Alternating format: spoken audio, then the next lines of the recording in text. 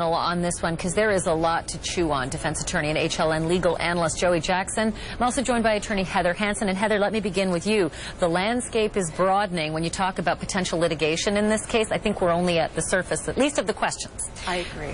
What's the biggest problem that you foresee at this point for the governor? The civil cases. I think that the criminal cases, as Joe said earlier, it's limited. There really isn't a whole lot to go after for criminal unless they find some wire fraud, unless they find some kickbacks, in which case this thing will blow open.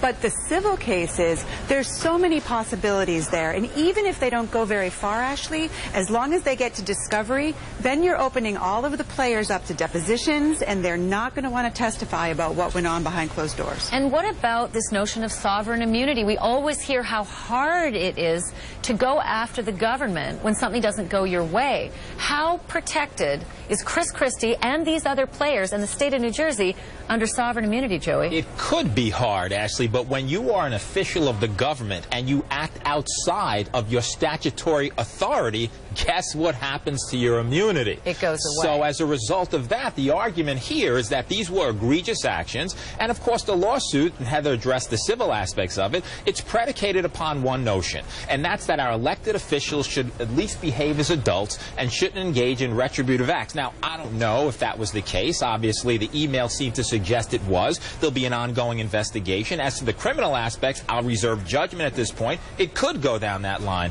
But when you're talking about officials who engaged in actions which were seemingly purposeful, forget about immunity. So people want answers. One of those people who is alleged to have done these things, and the emails certainly support that allegation, if anything, is Bridget Kelly, one of the top aides, and she was fired, and Christie really let her have it publicly yesterday. There's already a report out there from a friend of hers that she was thrown under the bus. This wasn't fair. If she decides to roll over, if there's anything untoward about what Christie might have said, and she decides to roll over, how credible could any indictment of hers against Christie be?